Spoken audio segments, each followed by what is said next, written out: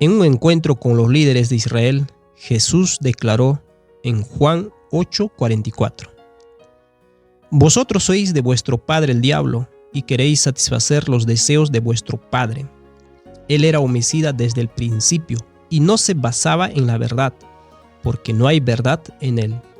Cuando habla mentira, de lo suyo propio habla, porque es mentiroso y padre de mentira. Cuando los líderes de Israel hablaron con Jesús, hablaron las palabras de Satanás, porque Jesús les dijo que Satanás era su padre y que harían los deseos de su padre, Satanás. Estas palabras de los líderes judíos reflejan la mente de Satanás y toda la comprensión humana de la justicia.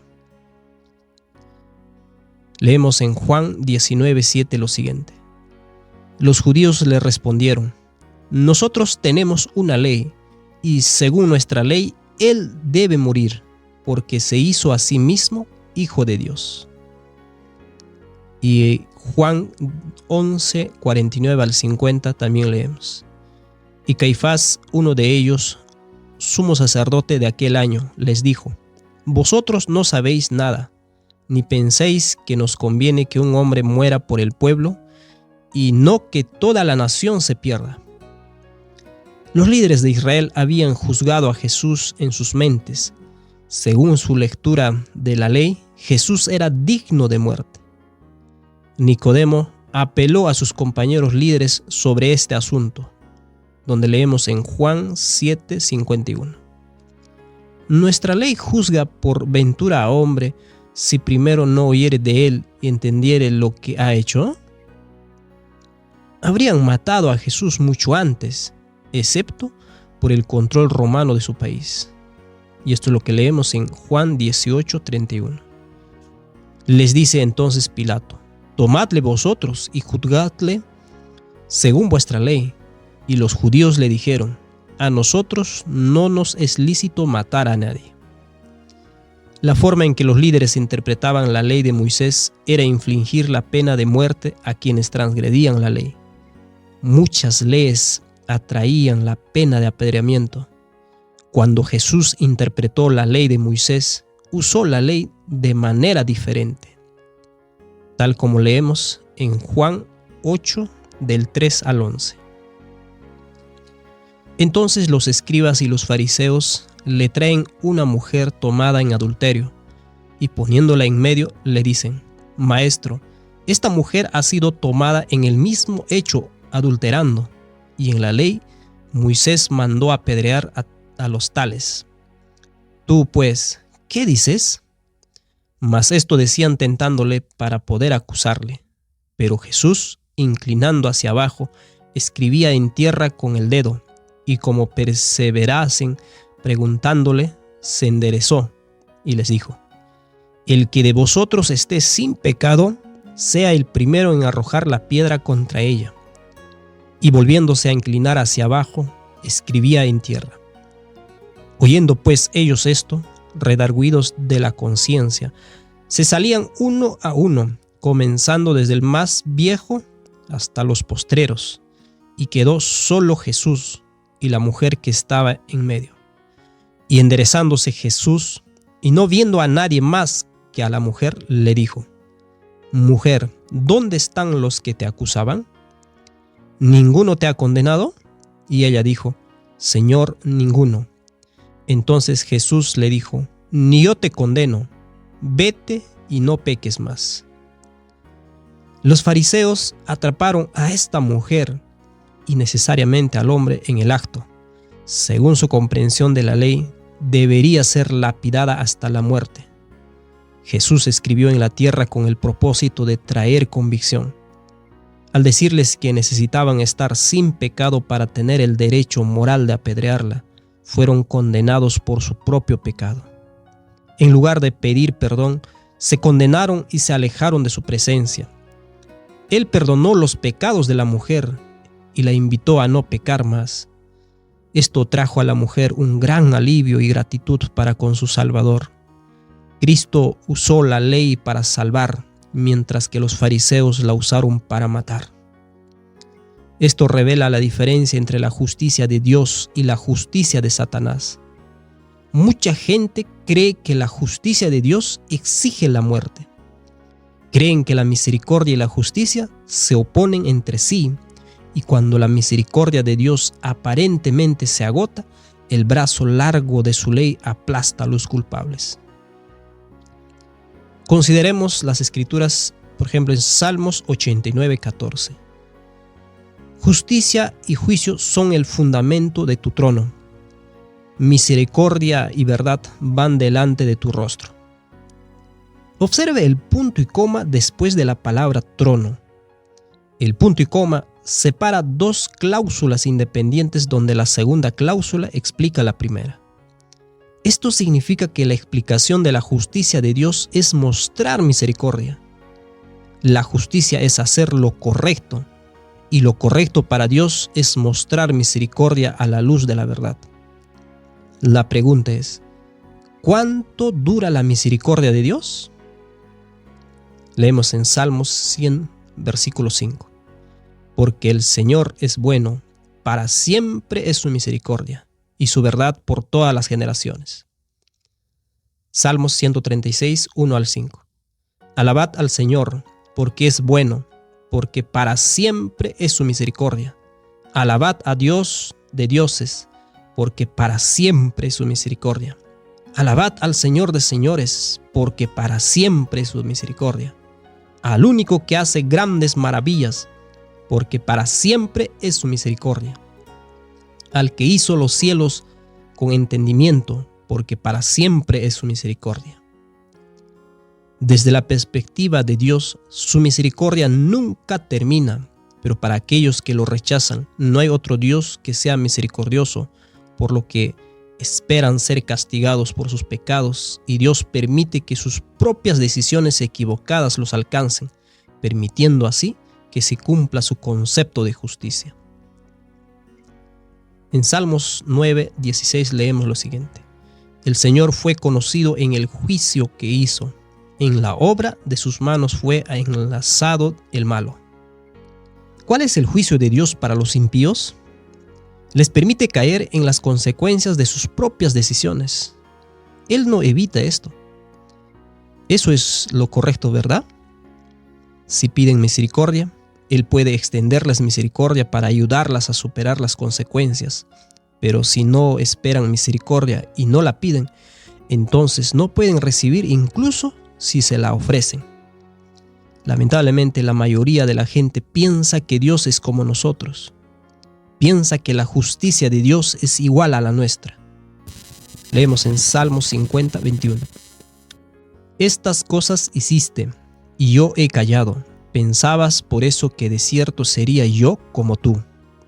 Yo te arguiré y las pondré delante de tus ojos. Si la justicia de Dios exigiera la muerte, entonces Dios sería el creador de la muerte.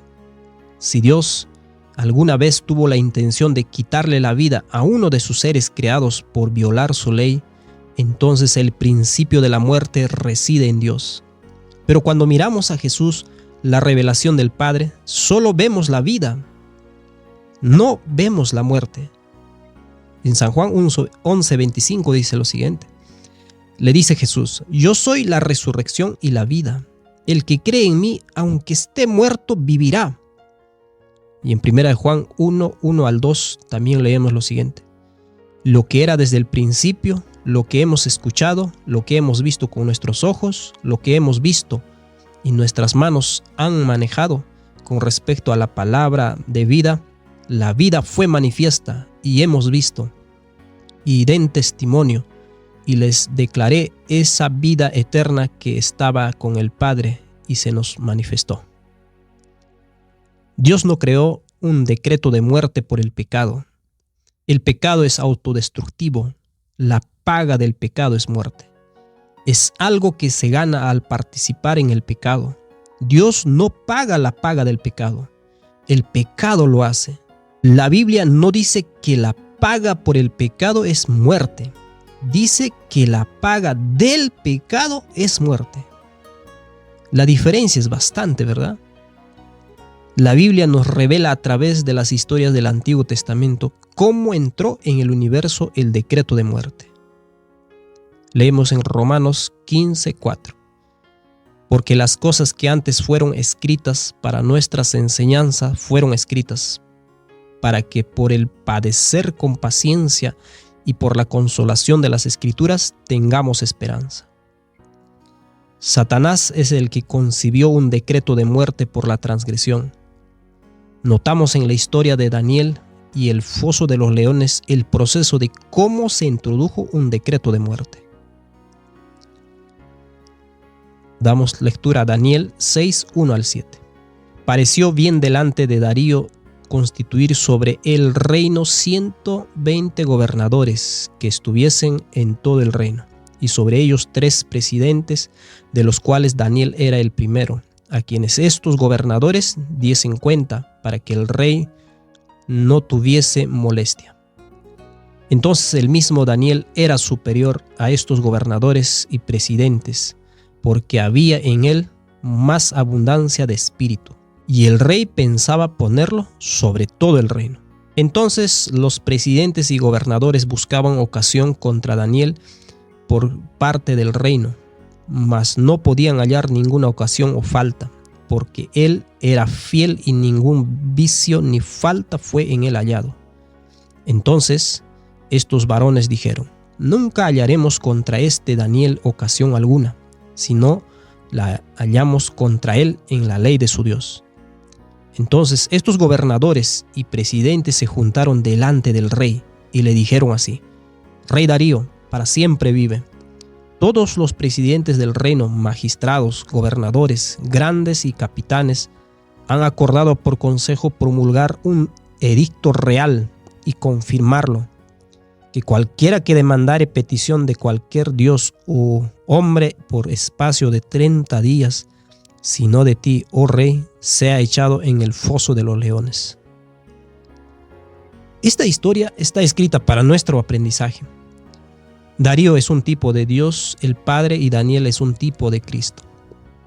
Daniel estaba en la posición más alta después del rey, y el rey pensó en colocarlo sobre todo el reino. Esto creó celos en aquellos bajo Daniel. A través de estos celos, los líderes que estaban bajo Daniel idearon un decreto de muerte contra él. El rey no había ideado este plan, pero se lo presentaron y lo firmó sin saber sus implicaciones. Dios sabía las implicaciones de los intentos de Satanás de destruir al que estaba sobre él, es decir, a Cristo. Satanás estaba celoso del Hijo de Dios e influyó en muchos de los ángeles para que se unieran a él en su esfuerzo de derrocar a Cristo.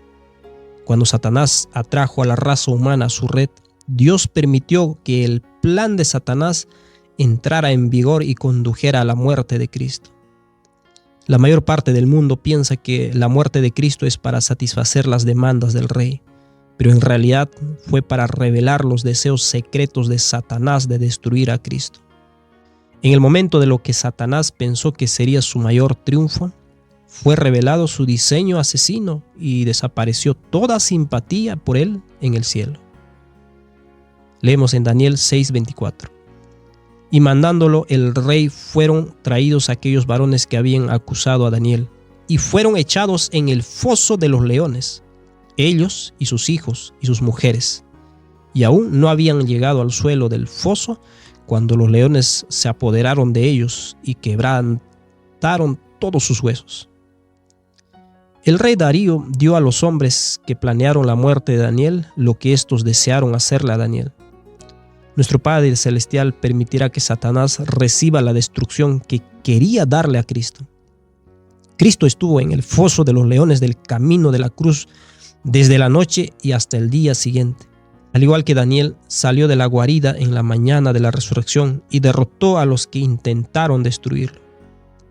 El punto de esta historia es que fueron las personas bajo el Hijo de Dios las que tramaron la idea de la muerte de aquellos que no honran al Padre. Dios no originó el plan, pero permitió que saliera a la luz para exponer los diseños de Satanás que estaban ocultos para todos. La ley de los gobernadores de Babilonia era para proporcionar justicia para el rey. Fue para representar su justicia, pero fue una justicia falsificada que terminó destruyendo a quienes la tramaron. En otra historia del Antiguo Testamento vemos la diferencia entre la justicia del rey y uno de sus hijos. Esto encontramos en 2 Samuel capítulo 2 versículo 6. Y se levantaba Absalón de mañana y se ponía a un lado del camino de la puerta. Y a cualquiera que tenía pleito y venía al rey a juicio, Absalón le llamaba así y le decía: ¿de qué ciudad eres? Y él respondía: tu siervo es de una de las tribus de Israel. Entonces Absalón le decía: mira, tus palabras son buenas y justas, mas no tienes quien te oiga por el rey. Y decía Absalón: ¿quién me pusiera por juez en la tierra para que viniesen a mí todos los que tienen pleito o negocio, que yo les haría justicia? Y acontecía que cuando alguno se llegaba para inclinarse a él extendía su mano y lo tomaba y lo besaba. Y de esta manera hacía con todo Israel que venía al rey a juicio. Así robaba Absalón el corazón de los de Israel. El nombre Absalón significa padre de paz, pero oculto bajo este nombre había un personaje de odio y guerra. Absalón quería que su padre castigara a su medio hermano Amón, quien agredió sexualmente a la hermana de Absalón, Tamar. Debido a que el rey David no ejecutó una sentencia contra Amón, Absalón despreciaba a su padre y decidió derrocarlo. Absalón tomó el asunto en sus propias manos y ejecutó a Amón con la justicia que consideró apropiada. Luego se dedicó a ganar los corazones del reino de Israel. 2 Samuel capítulo 13 versículo 27 al 29. Y como Absalón lo importunase, dejó ir con él a Amón y a todos los hijos del rey. Y había Absalón dado orden a sus criados diciendo: ahora bien, mirad, cuando el corazón de Amón estará alegre del vino, y cuando yo os dijere: herid a Amón, entonces matadle, y no temáis, que yo os lo he mandado. Esforzaos pues y sed valientes. Y los criados de Absalón hicieron con Amón como Absalón lo había mandado. Se levantaron luego todos los hijos del rey y subieron todos en sus mulos y huyeron.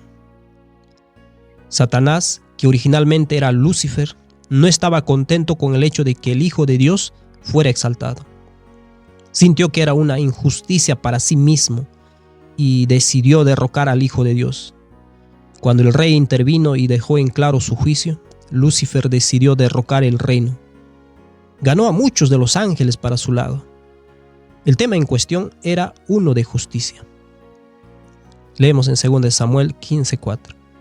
¿Quién me pusiera por juez en la tierra para que viniesen a mí todos los que tienen pleito o negocio, que yo les haría justicia? La insinuación de Absalón fue que el rey no estaba proporcionando justicia a sus súbditos, pero esta afirmación era falsa. Anteriormente en el libro de Samuel leemos lo siguiente en Samuel 8, versículo 15. Reinó David sobre todo Israel, y hacía David derecho y justicia a todo su pueblo. David estaba proporcionando justicia a sus súbditos, pero no era la justicia que Absalón pensaba que necesitaba. David mostró misericordia porque la misericordia de Dios estaba con él y su reino fue establecido. Como leemos en 2 Samuel 7, 13 al 16. Él edificará casa a mi nombre, y yo afirmaré para siempre el trono de su reino. Yo le seré a él padre, y él me será a mí hijo. Y si él hiciere mal, yo le castigaré con vara de hombres y con azotes de hijos de hombres. Pero mi misericordia no se apartará de él, como la aparté de Saúl, al cual quité delante de ti. Y será afirmada tu casa y tu reino para siempre delante de tu rostro, y tu trono será firme eternalmente. Absalón no quería un reino construido sobre una justicia que mostrara misericordia. Quería una justicia que ejecutara a los malhechores sin piedad. Esta historia refleja la guerra original en el cielo. Satanás convenció a muchos de los ángeles de que sus puntos de vista sobre la justicia eran necesarios para asegurar el reino. Absalón convenció a sus compatriotas de que sus ideas sobre la justicia mejorarían el reino y robó los corazones de los hombres de Israel. Satanás robó los corazones de muchos de los ángeles y el resto de los ángeles tenían curiosidad por sus ideas y simpatizaban con él. Sabemos esto porque Satanás no fue completamente rechazado del cielo hasta que asesinó al Hijo de Dios. Fue después de esto que fue arrojado a la tierra, como leemos en Lucas 10:18. Y les dijo: yo veía a Satanás como un rayo que caía del cielo. Y en el Apocalipsis 12:4-5 hace la referencia. Y su cola arrastraba la tercera parte de las estrellas del cielo, y las echó en tierra. Y el dragón se paró delante de la mujer que estaba de parto, a fin de devorar a su hijo cuando hubiese nacido. Y ella dio a luz un hijo varón, el cual había de regir todos los gentiles con vara de hierro, y su hijo fue arrebatado para Dios y para su trono. Satanás logró que 1/3 de los ángeles estuvieran físicamente con él. Atacó a la iglesia en la tierra e intentó devorar a su hijo, que era el Hijo de Dios nacido en Belén. Fue después de que Cristo regresó al cielo que Satanás fue arrojado fuera de la mente de todos en el cielo. Apocalipsis 12:7-10, leemos lo siguiente. Y fue hecha una grande batalla en el cielo. Miguel y sus ángeles lidiaban contra el dragón, y lidiaban el dragón y sus ángeles, y no prevalecieron, ni su lugar fue más hallado en el cielo. Y fue lanzado fuera aquel dragón, que es la serpiente antigua, que es llamado Diablo y Satanás, el cual engaña al mundo entero. Y fue arrojado en tierra, y sus ángeles fueron derribados con él. Y oí una voz grande en el cielo que decía: ahora es hecha en el cielo salvación y virtud, y reino de nuestro Dios, y potencia de su Cristo. Porque el acusador de nuestros hermanos es ya derribado, el cual los acusaba delante de nuestro Dios día y noche. Al principio de los tiempos hubo una guerra entre Cristo y sus ángeles y Satanás y sus ángeles. 1/3 de los ángeles siguió a Lucifer a la oscuridad y abandonó el cielo. Esto es lo que leemos en Judas 1:6. También a los ángeles que no guardaron su primer estado, sino que abandonaron su propia morada, los ha reservado bajo tinieblas en prisiones eternas para el juicio del gran día. Es cierto que Dios los echó, pero fueron echados por las mentiras que comenzaron a creer, como dice Apocalipsis 12:4. Dios les dio los deseos de su corazón. Se imaginaban que Dios era duro y despiadado y huyeron de su falsa imagen de él. Satanás tenía la intención de establecer su propio trono que incluía sus diferentes ideas de justicia. Quería gobernar toda la creación de Dios, como dice en Isaías 14:13-14. Tú que decías en tu corazón: subiré al cielo, en lo alto junto a las estrellas de Dios alzaré mi trono, y en el monte del testimonio me sentaré, y en los lados del aquilón, sobre las alturas de las nubes subiré, y seré semejante al Altísimo. La historia de Absalón indica que toda la nación fue influenciada por sus ideas de justicia. El hecho de que Satanás aún pudiera venir al cielo como representante de la tierra indica que sus ideas no fueron completamente entendidas ni siquiera por los ángeles del cielo. Leemos esto en Job 1:6-7. Y un día vinieron los hijos de Dios a presentarse delante del Señor, entre los cuales vino también Satanás. Y dijo el Señor a Satanás: ¿de dónde vienes? Y respondiendo Satanás al Señor dijo: de rodear la tierra y de andar por ella. La aparición de Satanás en el Consejo Real tiene una contrapartida de las acciones de Absalón al tomar las concubinas de su padre y pasarle su semilla en un intento de corromper la línea real. Leemos en 2 Samuel 16:21 este hecho. Y Ahitofel dijo a Absalón: entra a las concubinas de tu padre, que él dejó para guardar la casa, y todo el pueblo de Israel oirá que te has hecho aborrecible a tu padre, y así se esforzarán las manos de todos los que están contigo. Entonces pusieron una tienda a Absalón sobre el terrado, y entró Absalón a las concubinas de su padre, en ojos de todo Israel. Las palabras de Satanás fueron semillas en la mente y tuvieron una influencia en el universo, hasta que la semilla del asesinato del Hijo de Dios que residía en Adán se manifestó 4000 años después en la crucifixión de Cristo. Las intenciones de Satanás no se conocía realmente. Esto permitió a Satanás atribuir sus propias características a Dios. Mientras Satanás pudiera ocultar su verdadera identidad, tenía poder para engañar acerca de cómo era realmente Dios. Él tiene este poder porque fue el primero de los ángeles y los otros ángeles confiaron en su conocimiento de Dios. Esto es lo que le permitió formular agravio por medio de la ley de Dios. Leemos en Salmos 94:20. ¿Se juntará contigo el trono de iniquidad que hace agravio bajo forma de ley? Satanás se sentó en el trono de la iniquidad y usó la ley de Dios para insistir en que debería haber un decreto de muerte por violación a la ley. La historia de Daniel en el foso de los leones revela este proceso. La historia de Absalón muestra que era cuestión de justicia avanzar para asegurar los corazones del reino. Todas estas historias reflejan la guerra que comenzó en el cielo y luego llegó a esta tierra. Los problemas en el conflicto no han cambiado. Sin embargo, después de la muerte de Cristo, Satanás quedó expuesto a sus verdaderas intenciones. Cristo reveló al universo el verdadero carácter amoroso de Dios. Cristo mostró que Dios amaba a sus enemigos, giró la otra mejilla y se sometió humildemente a la muerte más horrible sin defensa propia.